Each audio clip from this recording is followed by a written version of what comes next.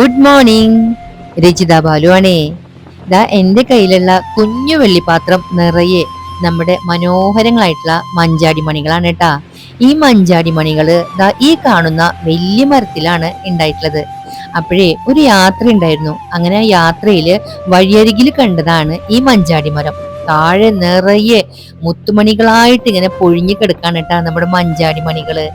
അറിയാലോ, മഞ്ചാടി മണികളെ കണ്ട പിന്നെ നമുക്ക് ഒരു ലൈസൻസും ഇല്ല അല്ലെ. നമുക്ക് എന്താ പറയാ, അത് പെറുക്കിയെടുക്കാനുള്ള വ്യഗ്രതയാണ്. കാരണം നമ്മുടെ കണ്ണന്റെ പ്രിയപ്പെട്ട വസ്തു അല്ലേ ആ കിടക്കണത്. അപ്പൊ ഉപേക്ഷിച്ച് പോരാൻ മനസ്സിനൊരു വല്ലായിക. 5-6 മണിയെങ്കിലും എടുക്കാലോ എന്ന് കരുതിയിട്ട് ഞാനും എൻ്റെ കൂടെയുള്ളവരും ഒക്കെ അത് പെറുക്കി കൂട്ടാനായിട്ട് നിന്നോട്ടാ. പറ്റാവുന്ന അത്രയും പെറുക്കി എടുത്തിട്ടുണ്ട്. എന്താ പറയാ, കണ്ണന് ഇഷ്ടമുള്ള വസ്തുക്കള് നമുക്ക് എങ്ങനെയല്ലേ വഴിയിൽ ഉപേക്ഷിച്ച് വരാനായിട്ട് കഴിയാ. അതൊരു റോഡരികും കൂടിയാണ്, വഴിയരികും കൂടിയാണ്. അതുകൊണ്ട് ചില മഞ്ചാടി മണികളൊക്കെ ടയറുകളുടെ അടിയിൽ പെട്ടിട്ടുണ്ടായിരുന്നു. ചിലത് മഴയൊക്കെ പെയ്തിട്ട് ചേറിന്റെ അടിയിൽ പെട്ടിട്ടുണ്ടായിരുന്നു. എന്തായാലും നല്ല ഭംഗിയുള്ള മഞ്ചാടി മണികളാണ്. അവയെ പറ്റാവുന്ന അത്രയും പറക്കിയെടുത്ത് പോന്നിട്ടുണ്ട്. വീട്ടിൽ കൊണ്ടുവന്ന് നന്നായി വാഷ് ചെയ്തിട്ട് ഒന്ന് ഉണക്കിയെടുത്തിട്ട് നമുക്ക് ഗുരുവായൂർ പോകുമ്പോൾ കണ്ണന് സമർപ്പിക്കണം. അറിയാലോ, മഞ്ചാടി മണികളും നമ്മുടെ കണ്ണനും തമ്മിലുള്ള ആ ഒരു ആത്മബന്ധം അല്ലേ. കഥ എങ്ങനെയാണ്, പണ്ട് വടക്കൻ കേരളത്തില് ഒരു അമ്മയ്ക്ക് കണ്ണനോട് വലിയ ആരാധനയായിരുന്നു.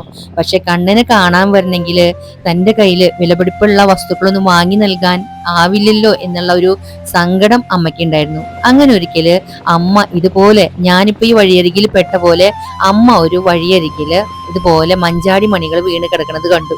അങ്ങനെ അമ്മയ്ക്കത് നല്ല ഭംഗി തോന്നി. നമ്മുടെ മഞ്ചാടി മണികളെ കണ്ടപ്പോ നല്ല ചുവന്ന കളറിലുള്ള മുത്തുമണികൾ പോലെയല്ലേ. അങ്ങനെ അമ്മ വിചാരിച്ചു ഇതെന്തായാലും കണ്ണൻകുട്ടിക്ക് കളിക്കാനായിട്ട് ഏറെ ഇഷ്ടാവുന്ന്. അങ്ങനെ അമ്മ അതെല്ലാം പറക്കി കൂട്ടി വൃത്തിയാക്കി ഉണക്കി തുടച്ച് അതൊരു തുണി സഞ്ചിയിലാക്കിയിട്ട് വെച്ചു. എന്നെങ്കിലും അമ്മയ്ക്ക് ഗുരുവായൂർ എത്താൻ കഴിയുകയാണെങ്കിൽ അത് കൊണ്ടുപോയിട്ട് കണ്ണന് കൊടുക്കാലോ എന്ന് കരുതിയിട്ട് അങ്ങനെ കാത്തിരുന്ന് അമ്മയ്ക്ക് ഗുരുവായൂർ എത്താനുള്ള ഒരു അവസരം കിട്ടിയിട്ടാ. അങ്ങനെ അമ്മ ഈ മഞ്ചാടി മണികളൊക്കെ കൊണ്ട് ഗുരുവായൂരിൽ കൊണ്ടുപോണ സമയത്ത് അവിടെ നിന്ന് നാടുവാഴിയുടെ ആന ഇടഞ്ഞു. അങ്ങനെ ആന ഇടഞ്ഞതിന്റെ ഭാഗമായിട്ട് എല്ലാ ഭക്തരും അങ്ങോട്ടും ഇങ്ങോട്ടൊക്കെ ചിതറിയോടി. അങ്ങനെ നമ്മുടെ അമ്മയുടെ കയ്യിൽ നിന്ന് ഈ സഞ്ചിയൊക്കെ താഴെ വീണ് മഞ്ചാടി മണികളൊക്കെ ആളുകൾ ചവിട്ടിയും ഒക്കെ ആയിട്ട് അത് കേടുവന്നു പോയി. അമ്മയാണെങ്കിൽ അവിടെ നേലത്തെ കിടന്ന് ആകെ കരച്ചിലും ബഹളായി. കാരണം എത്ര ആശിച്ചിട്ട് കൊണ്ടുവന്നതാണല്ലേ. ആ സമയത്ത് അവിടെയുള്ളവര് അമ്മേനെ കുറെ വഴക്കൊക്കെ പറഞ്ഞു, പോവാനൊക്കെ ആയിട്ട് പറഞ്ഞു. അങ്ങനെ നമ്മുടെ ശ്രീലകത്ത് നിന്നും ഒരു അശരീരി എന്റെ ഭക്ത എനിക്കുമായിട്ടുള്ള മഞ്ചാടി മണികളായിട്ട് വന്നിട്ടുണ്ട്, ആരാണ് അവരെ ഉപദ്രവിക്കുന്നത്, അവരിങ്ങോട്ട് കടത്തിവിടുവോ എന്ന് പറഞ്ഞിട്ട്.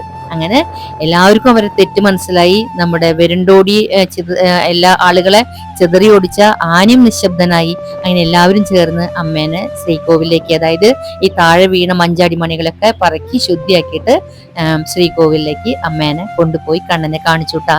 അന്ന് മുതലാത്രേ കണ്ണന്റെ മുമ്പില് വലിയ ഉരുളിയില് ഈ മഞ്ചാടി മണി വാരാന്നുള്ള ഒരു ചടങ്ങും കൂടെ ആരംഭിച്ചത് അമ്മയുടെ ഓർമ്മയ്ക്കായിട്ട്. അപ്പൊ ഇതെന്റെ ഭഗവാനുള്ളതാണ് കേട്ടാ.